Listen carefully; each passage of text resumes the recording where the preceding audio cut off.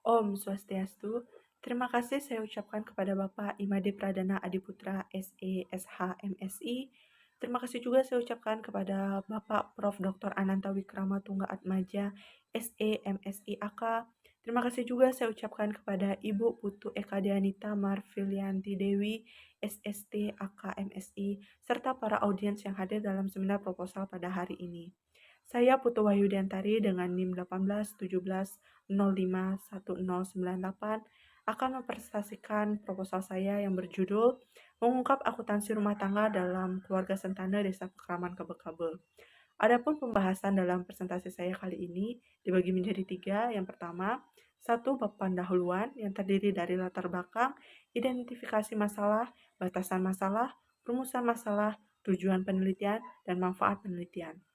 Yang kedua, bab 2, kajian pustaka yang terdiri dari pembahasan penelitian terdahulu yang relevan dan teori-teori pendukung dalam penelitian. Yang ketiga, bab 3, metodologi penelitian, membahas tentang rancangan penelitian, lokasi penelitian, objek dan subjek penelitian, jenis data, sumber data, metode pengumpulan data, instrumen penelitian, metode analisis, dan juga penilaian keabsahan data. Saya langsung saja ke latar belakang penelitian. Pernikahan merupakan salah satu cara pemenuhan kebutuhan biologis, fisikis, finansial, dan lainnya dalam suatu masyarakat. Abdurrahman Az-Zarisi menyatakan bahwa pernikahan merupakan suatu perjanjian suci antara seorang laki-laki dengan seorang perempuan untuk membentuk keluarga yang bahagia. Definisi pernikahan dinyatakan dalam Undang-Undang Nomor 1 Tahun 1974 Bab 1 Pasal 1, yakni pernikahan atau perkawinan ialah ikatan lahir batin antara seorang pria dengan seorang wanita sebagai suami istri dengan tujuan membentuk keluarga atau rumah tangga yang bahagia dan kekal berdasarkan ketuhanan yang Maha Esa. Rumah tangga terdiri dari individu atau kelompok yang tinggal bersama di suatu tempat tinggal. Definisi lain dari rumah tangga menurut Sullivan adalah dasar bagi unit analisis dalam banyak model sosial, mikroekonomi, dan pemerintah, serta menjadi bagian penting dalam ilmu ekonomi. Di Indonesia, budaya pernikahan memiliki ragam yang berbeda dan khas pada setiap daerah. Seperti di Pulau Dewata sendiri yang terkenal dengan budaya dan juga tradisinya yang kental, masyarakat Bali memiliki hukum yang mengatur jalan kehidupan mereka sehari-hari yang disebut dengan hukum adat. Pernikahan merupakan salah satu yang diatur dalam hukum adat ini, di mana di Bali ada 4 sistem pernikahan yang dikenal, yakni Mopande, Ngerorot, Nyentane, dan Melegendak. Sistem pernikahan Mopande adalah sistem ketika mempelai pria meminta mempelai wanita untuk dinikahinya dalam suatu upacara. Lalu untuk sistem ngerorot adalah sistem yang hadir ketika keluarga kedua belah pihak atau pasangan tidak menyetujui adanya pernikahan di antara mereka, sehingga pengantin wanita akan melakukan kawin lari dengan pengantin pria. Lalu untuk sistem pernikahan Gentana adalah kebalikan dari sistem pernikahan Mopande, di mana mempelai wanita lah yang datang untuk meminta mempelai laki-laki menikah dengannya. Sementara untuk sistem melegedak adalah sistem yang telah dilarang di Bali karena sistem ini dianggap melanggar moral, di mana menggeledak sendiri artinya penculikan, yang mana sistem ini ketika seorang laki-laki menculik wanita untuk dinikahinya, di mana sistem ini hadir ketika era kerajaan Bali masih berjaya pada zaman dahulu. Terkait sistem pernikahan sendiri yang berlaku di suatu daerah, hal ini sangat dipengaruhi oleh sistem kekeluargaan atau kepercayaan yang berlaku. Salah satu dari sistem perkawinan yang paling dihormati dan sering dilakukan masyarakat Bali adalah sistem Mopandik. Karena masyarakat Bali menganut sistem patriarki dalam berkeluarga, sehingga anak laki-laki memiliki posisi dan juga memiliki pandangan paling tinggi dalam pernikahan dan juga dianggap sebagai kepala keluarga nanti. Raga Nyak Nyantano merupakan ungkapan yang hadir dalam masyarakat Bali khususnya di Kabupaten Tabanan, di mana perempuan akan mengatakan hal ini kepada pasangannya atau laki-lakinya untuk diajak menikah menggunakan sistem pernikahan sentana. Sistem pernikahan sentana adalah sistem matrilineal atau matriarki, yakni mempelai laki-laki akan tinggal di rumah mempelai wanita dan menjadikan mempelai wanita sebagai kepala keluarga yang akan mengelola harta keluarga dan juga suaminya. Sistem ini terjadi ketika dalam suatu keluarga mempelai perempuan tidak memiliki anak laki-laki untuk menjaga harta keluarga dan juga melanjutkan garis keturunan dalam keluarga tersebut. Namun untuk melaksanakan pernikahan sentana ini, orang tua mempelai laki-laki terlebih dahulu harus setuju membiarkan anaknya dipinang oleh pihak perempuan. Kaler menyatakan sistem nyentana pengantin perempuan akan ditetapkan sebagai purusa di mana berstatus sebagai peran laki-laki, dan pengantin laki-laki akan ditetapkan sebagai pradana dengan status mengambil peranan perempuan, di mana pengantin perempuan akan disebut dengan putrike. Berbeda dengan sistem pernikahan Mopandek yang umumnya dilakukan, putrike memiliki hak dan juga kewajiban untuk mengurus keluarga dan juga laki-laki atau suaminya. di mana untuk pengantin laki-laki nanti akan hanya mengikuti dan juga mendampingi istri dalam mengurus keluarga dan juga harta kekayaan rumah tangganya. Kondisi ini membuat, kedudukan pengantin wanita atau istri sebagai kepala keluarga. Meskipun pernikahan yang tanda memposisikan istri sebagai perusahaan dan suami sebagai pradana, dalam tanggung jawab bebanjaran untuk kamu banjar, tempat tinggal masing-masing tentu akan tetap disesuaikan dengan gender aslinya. Selain permasalahan pandangan sosial yang ada, kebutuhan manusia secara pribadi maupun keluarga akan semakin meningkat juga kompleks. Dalam kehidupan berumah tangga, tentu pemenuhan kebutuhan pokok yakni pangan, sandang, dan papan adalah hal yang harus diutamakan. Seiring dengan perkembangan zaman yang dipengaruhi oleh globalisasi, maka tingkat kebutuhan di dalam rumah tangga akan semakin beragam dan juga tidak terbatas. Kompleksnya kebutuhan dalam rumah tangga menuntut pasangan suami istri untuk menguasai kemampuan pengelolaan keuangan, sehingga keberadaan akuntansi akan menjadi pilar dalam pengaturan keuangan. Meskipun dalam masyarakat masih banyak yang berpendapat bahwa akuntansi hanya untuk entitas yang berhubungan dengan bisnis semata. Pengelolaan keuangan dalam rumah tangga sendiri telah mencerminkan nilai-nilai praktik akuntansi seperti transparansi dan responsibilitas menurut Melia.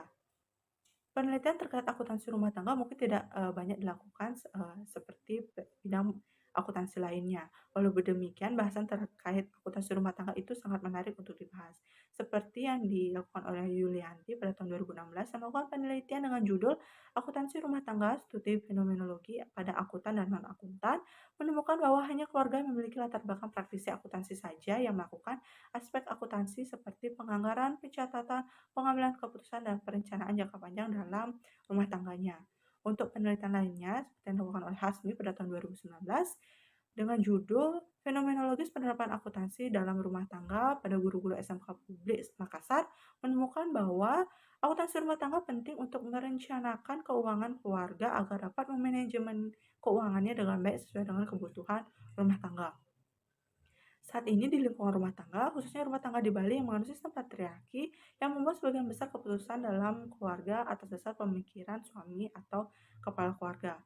Hal ini sejalan dengan penelitian diungkapkan oleh Tripto Hadi dan juga Anantra Wikrama pada tahun 2005 dengan judul Pendidikan Akuntansi dan Perempuan dari Ideologi Patriarki ke Praktik Pemujaan Tubuh. Mereka menemukan bahwa ideologi patriarki yang dianut melatar belakangi keputusan pemilihan pendidikan anak dalam keluarga, khususnya pemilihan studi anak perempuan yang harus memasuki jurusan D3 akuntansi. Secara disadari maupun tidak adanya diskriminasi terhadap perempuan dalam rumah tangga karena sistem patriarki yang masih dianut. Akan tetapi hadirnya sistem pernikahan tanah di Bali tentu akan membuat pihak perempuan menjadi purusa atau putrika dalam keluarga sedikit membuat perbedaan. Karena rumah tangga dan keluarga sederhana, pihak perempuan atau istri akan memiliki peranan besar dalam pengambilan keputusan. Sangat beda jauh dengan menurut uh, Antonides, di mana salah satu faktor mempengaruhi manajemen household finances adalah gender, di mana laki-laki pasti dianggap memiliki kemampuan yang lebih kognitif dalam pengelolaan keuangan dibandingkan perempuan karena laki-laki dapat lebih mengontrol dirinya. Lalu penelitian dilakukan Eka pada tahun 2016 dengan judul Perempuan, Strategi Nafkah dan Akuntansi Rumah Tangga menghasilkan temuan bahwa peranan istri sendiri memiliki peranan yang begitu penting karena istri melihat kebutuhan rumah tangga menjadi penentuan pengambilan keputusan dan juga perencanaan yang harus diprioritaskan dalam pasangan. Temuan lainnya adalah dari penelitian dilakukan oleh Ari dan Kirtiana pada tahun 2020 yang berjudul Perempuan, Pengelolaan Keuangan, dan Ekonomi Keluarga. Mereka menemukan bahwa perempuan memiliki peranan yang signifikan dalam tingkat kesejahteraan ekonomi keluarga. Walaupun perempuan yang mencari nafkah yang akan membantu kondisi ekonomi keluarga tidak memiliki pengaruh yang signifikan akibat masih kuatnya nilai-nilai budaya patriarki dalam kehidupan masyarakat. Budaya Sentane sendiri melekat di Kabupaten Tabanan sebagai solusi agar dapat melanjutkan garis keturunan dan juga mengurus harta keluarga. Hal ini membuat peneliti tertarik melakukan penelitian di suatu desa di Kabupaten Tabanan. Desa Kabo-Kabo menjadi pilihan peneliti, di mana Desa Kabo-Kabo merupakan salah satu desa yang terletak di Kecamatan Kediri, Kabupaten Tabanan, yang berjarak 10 km dari pusat kota Tabanan. Desa Kabo-Kabo masyarakatnya terdiri dari catur wangsa, yang mana masing-masing wangsa menempati satu banjar tertentu untuk ditinggali.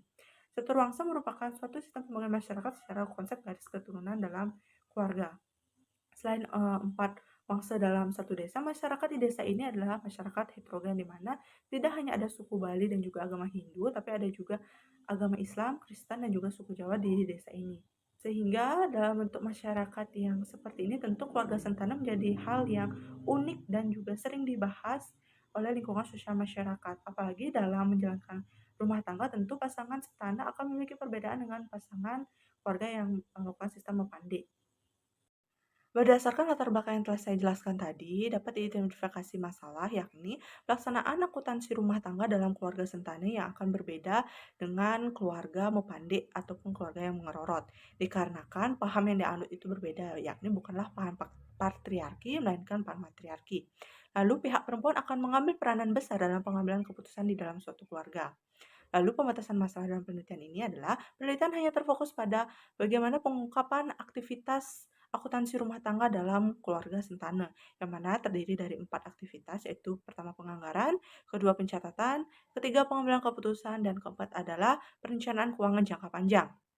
Lalu, rumusan masalah dari penelitian ini ada 4, yakni pertama, bagaimana pelaksanaan penganggaran keuangan dalam keluarga sentana di Desa Pekraman Kabel-Kabel. Yang kedua adalah bagaimana pelaksanaan pencatatan keuangan dalam keluarga sentana di Desa Pekraman Kabel-Kabel. Yang ketiga adalah bagaimana proses pengambilan keputusan terkait keuangan dalam keluarga sentana di Desa Pekraman Kabel-Kabel. Dan yang keempat adalah bagaimana perencanaan keuangan jangka panjang dalam keluarga sentana di Desa Pekraman Kabel-Kabel.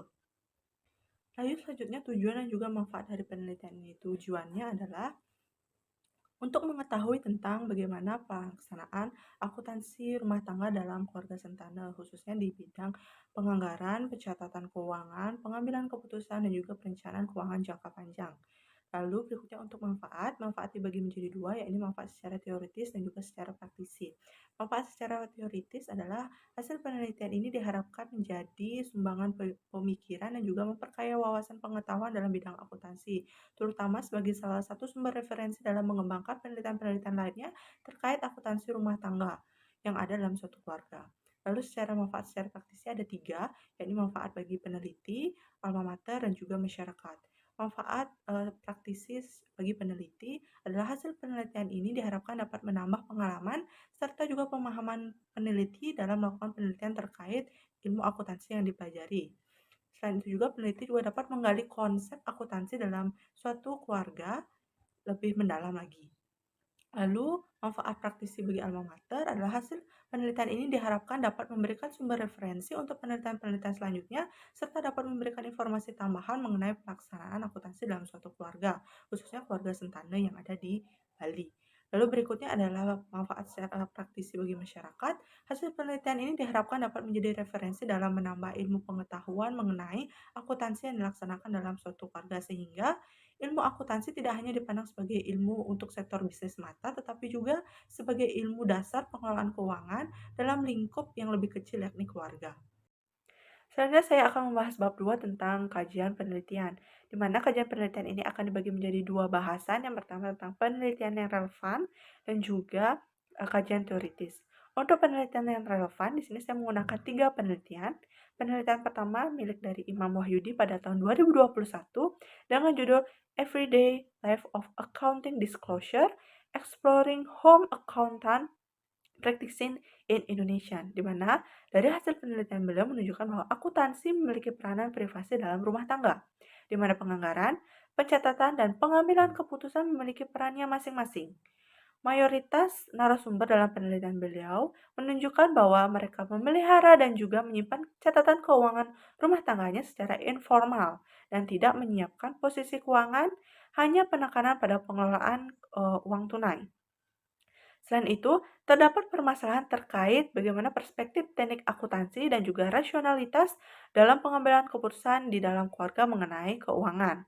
Lalu kedua, penelitian dilakukan oleh Ari Anidia dan juga Kirtiana pada tahun 2020 dengan judul Perempuan, Pengelolaan Keuangan, dan juga Ekonomi Keluarga. Perempuan memiliki peranan dalam peningkatan mewujudkan kesejahteraan ekonomi dalam keluarga, di mana perempuan yang mencari nafkah membantu kondisi ekonomi keluarga walaupun tidak memiliki peranan secara signifikan akibat masih adanya budaya patriarki dalam masyarakat. Peranan istri juga hadir dalam perencanaan ekonomi keluarga, khususnya dalam pengendalian belanja rumah tangga dan juga pengendalian diri agar tidak terjerat dalam hutang ketika melihat dan juga memenuhi kebutuhan rumah tangganya dengan baik. Lalu yang terakhir adalah penelitian dilakukan oleh Ananta Wikramatungga-Atmaja dan juga Desa Nyoman Sriwarestuti pada tahun 2021 dengan judul Ideologi Game in Household Accounting, di mana hasil penelitian beliau menunjukkan bahwa ideologi patriarki, gender, dan juga feminisme hidup di dalam sebuah keluarga, di mana akuntansi rumah tangga seringkali diabaikan.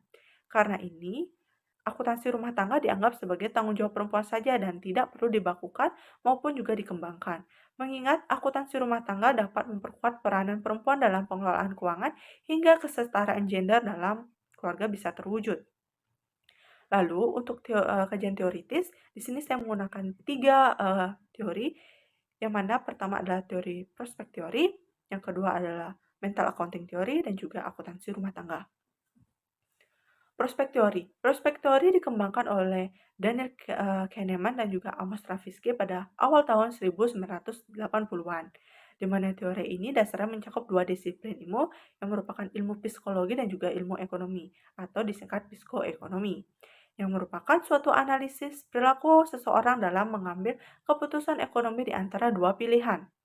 Teori ini digunakan untuk melihat fenomena bagaimana perilaku manusia pada berbagai bidang kehidupan, khususnya saat mengambil keputusan yang kadangkala irasional dan juga tidak masuk akal.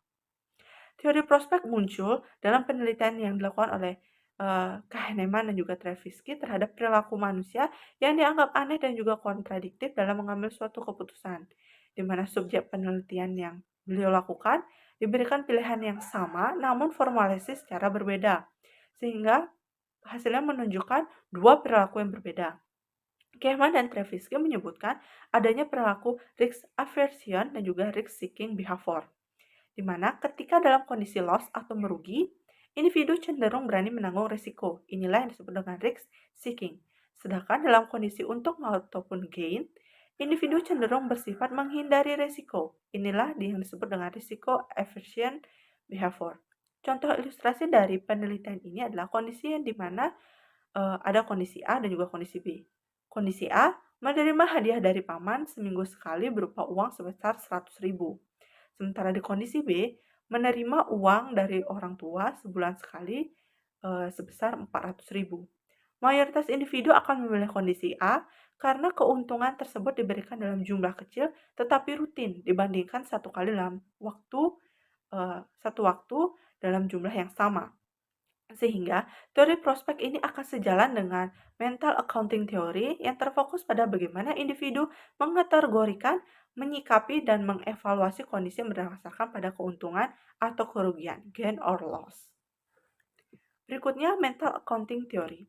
Mental accounting teori merupakan suatu teori yang mendeskripsikan cara bagaimana seseorang dalam melaksanakan proses akuntansi.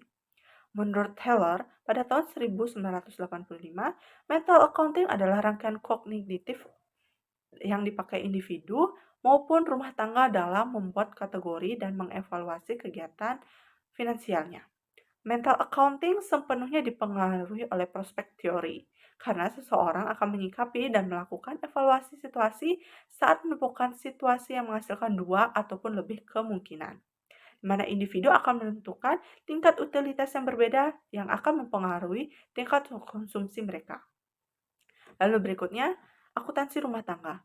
Akuntansi rumah tangga dapat didefinisikan sebagai praktik pengelolaan keuangan dalam rumah tangga dengan aspek akuntansi sebagai dasarnya.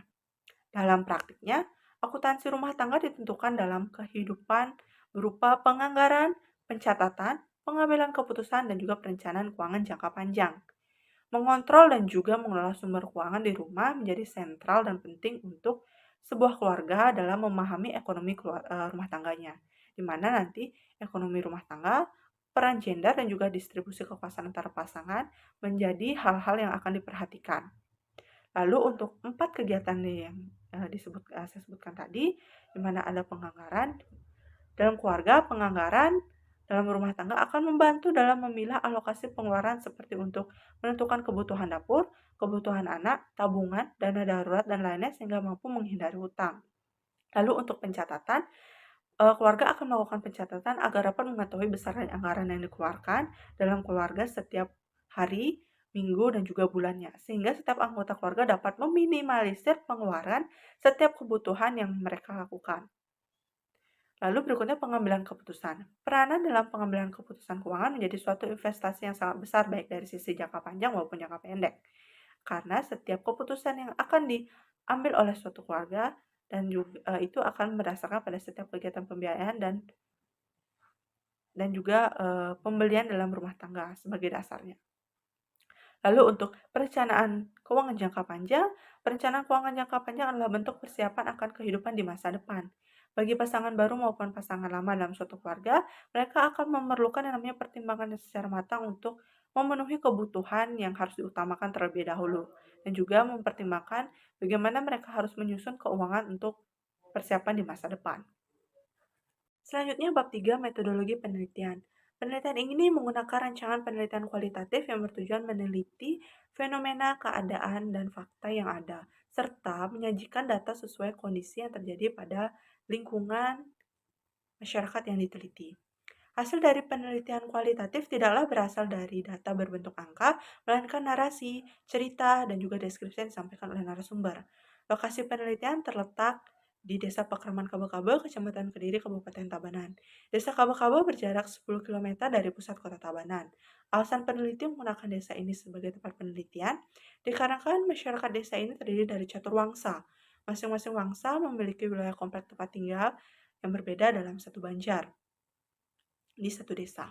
Selain masyarakat yang terbagi dalam wangsa, desa Kabel-Kabel juga merupakan desa dengan masyarakat heterogen. Terdapat identitas agama dan suku yang berbeda di desa ini. Selain ada Hindu dan juga suku Bali, ada juga agama Islam, Kristen, dan juga masyarakat dari suku Jawa di desa ini. Objek penelitian yang diteliti peneliti adalah terkait pelaksanaan akuntansi rumah tangga dalam keluarga Sentana. Lalu untuk subjek penelitiannya dalam hal ini adalah pasangan suami istri yang berstatus keluarga Sentana di desa Kabel-Kabel. Untuk jenis data penelitian, peneliti menggunakan dua jenis data dalam menunjang dan juga mendukung hasil penelitian, di mana data ini meliputi satu, data kualitatif. Data kualitatif merupakan data informasi yang berbentuk verbal, bukan data berbentuk tertulis seperti simbol, angka, atau bilangan. Data ini didapat melalui proses wawancara dan juga observasi secara mendalam dan cermat terhadap subjek penelitian dan juga objek yang diteliti. Dalam penelitian ini yang termasuk dalam data kualitatif adalah hasil wawancara dengan pasangan suami istri keluarga Sentana. Lalu yang kedua adalah data kuantitatif, merupakan data informasi yang berupa simbol, angka, atau bilangan. Data ini berfungsi untuk menunjang dan juga mengetahui jumlah atau besaran dari suatu objek yang diteliti. Dalam penelitian ini, data kuantitatif yang digunakan adalah catatan keuangan yang disusun oleh keluarga Sentana. Lalu berikutnya sumber data penelitian. Sumber data penelitian itu ini ada dua, yaitu data primer dan juga data sekunder, di mana data primer adalah data yang diambil dari sumber-sumber data secara langsung oleh peneliti, yaitu melalui kegiatan wawancara dan juga observasi. Data primer penelitian ini akan didapat langsung dari proses wawancara pada pasangan suami istri, keluarga Sentana yang diwawancarai, serta melakukan observasi dalam kegiatan pengelolaan keuangan yang dilakukan oleh mereka. Lalu kedua untuk data sekunder merupakan data yang berasal dari sumber tidak langsung diberikan kepada peneliti saat mengumpulkan data, misalnya lewat oleh orang lain atau lewat dokumen. Data sekunder ini nanti meliputi catatan keuangan yang disusun oleh keluarga Sentana dan juga literatur terkait penelitian-penelitian terdahulu mengenai pelaksanaan akuntansi rumah tangga. Untuk instrumen penelitian yang digunakan adalah dengan menggunakan handphone untuk merekam sekaligus melakukan dokumentasi. Lalu untuk metode pengumpulan data yang dilakukan itu ada 3, yaitu wawancara, observasi, dan juga studi dokumentasi.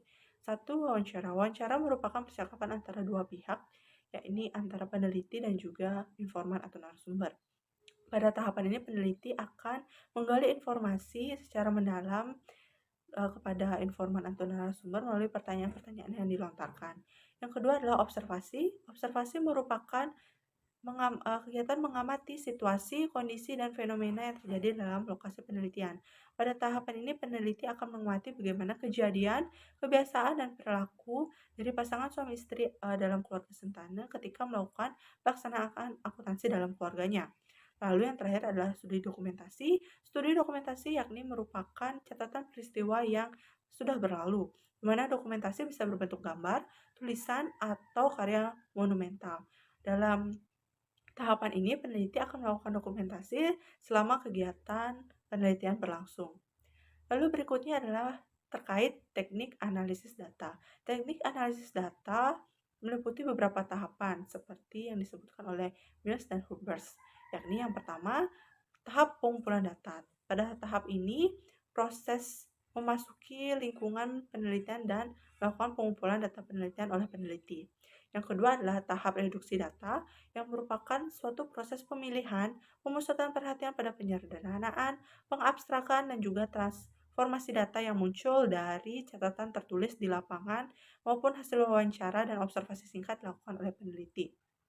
Selain itu juga, pada tahap reduksi data ini akan memperjelas hasil wawancara dan mewakili setiap pertanyaan yang disampaikan sehingga tidak keluar dari konteks permasalahan.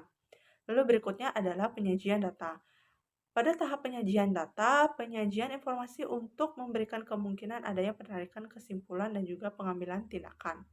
Selanjutnya yang terakhir adalah tahap penarikan kesimpulannya, yaitu ketika peneliti menarik kesimpulan dari data yang telah dianalisis sehingga menghasilkan kesimpulan akhir yang bisa menjawab pernyataan dan juga pertanyaan dari peneliti akan permasalahan yang diteliti.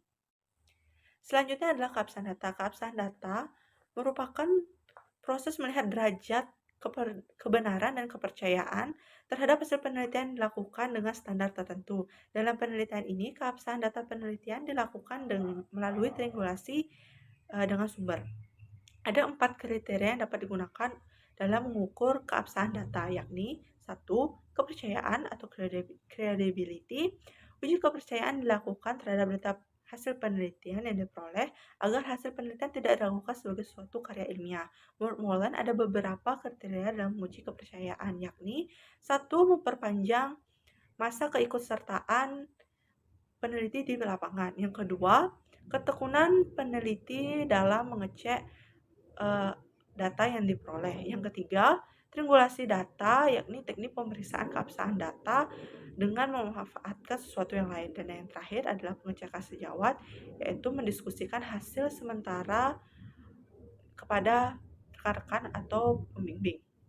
Yang kedua adalah keterahlian atau transferability. Keterahlian menjadi persoalan empiris bergantung pada pengamatan antara konteks pengirim dan juga penerima.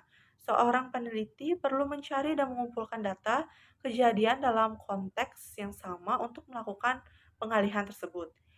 Yang ketiga adalah kebergantungan, dependability. Melakukan pemeriksaan terhadap keseluruhan proses penelitian dilakukan dalam penelitian pada uji kebergantungan. Peneliti harus mendiskusikan dengan pembimbing secara bertahap mengenai data yang telah diperoleh di lapangan mulai dari proses penelitian hingga taraf kebenaran data untuk mengetahui dan memastikan apakah hasil tersebut benar atau tidak. Yang terakhir adalah kepastian, comparability. Dalam penelitian kualitatif, uji kepastian dan uji kebergantungan dapat dilakukan secara bersamaan karena kedua uji tersebut memiliki kemiripan, di mana menguji kepastian berarti menguji hasil penelitian dan kaitannya dengan proses yang dilakukan dalam penelitian. Demikian presentasi proposal saya pada hari ini. Apabila ada kesalahan dan juga kekurangan selama presentasi, saya mohon maaf. Saya tutup dengan Pramu Santi. Om Santi Santi Santi Om.